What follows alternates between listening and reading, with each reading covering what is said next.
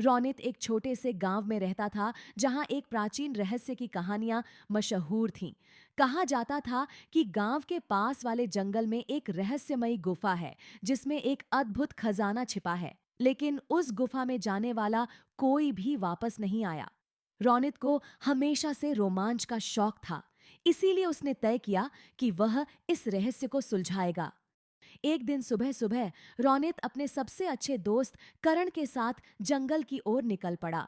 जंगल घना और डरावना था, लेकिन रोनित और करण ने हिम्मत नहीं हारी। चलते चलते उन्हें एक पुराना नक्शा मिला जो शायद किसी ने खो दिया था। नक्शे पर लिखा था, पहला सुराग बड़ी चट्टान के पास है। दोनों दोस्त बड़ी चट्टान की तलाश में आगे बढ़े। थोड़ी देर बाद उन्हें वह चट्टान मिल गई। चट्टान पर एक छोटा सा शिलालेख था। जब सूरज सिर के ऊपर हो तो चट्टान की परछाई के अंतिम छोर पर खुदाई करो।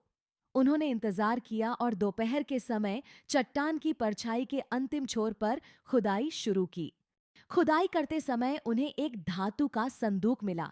संदूक पर एक और पहेली लिखी थी, जब धरती का गूंज सुनाई दे तब उसे खोलो। रोनित और करण ने सोचा कि इसका मतलब शायद पास के झरने का शोर हो सकता है। वे संदूक को लेकर झरने की ओर बढ़े और जैसे ही झरने की गूंज उनके कानों में पड़ी, संदूक अपने आप खुल गया। संदूक के अंदर एक चमकदार पत्थर और एक पत्र था। पत्र में लिखा था, यह पत्थर तुम्हें गुफा का रास्ता दिखाएगा। रोनित ने पत्थर को उठाया और देखा कि वह पत्थर चमकने लगा और एक दिशा की ओर इशारा कर रहा था। दोनों दोस्त उस दिशा में चल पड़े। कुछ दूर चलने के बाद उन्हें एक गुप्त गुफा का प्रवेश द्वार मिला। गुफा के अंदर का दृश्य अविश्वसनीय था।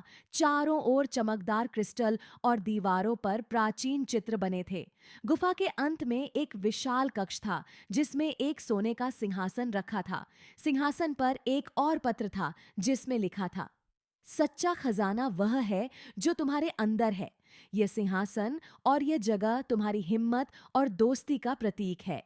रोनित और कर्ण समझ गए कि असली खजाना बाहरी चीजों में नहीं, बल्कि उनके साहस और दोस्ती में है। उन्होंने वह जगह छोड़ दी, लेकिन उनके दिलों में उस रोमांचक यात्रा की यादें हमेशा के लिए बस गईं। इस यात्रा ने उन्हें सिखाया कि असली खजाना वह है जो हमारे अनुभवों और हमारे रिश्तों में छिपा होता है।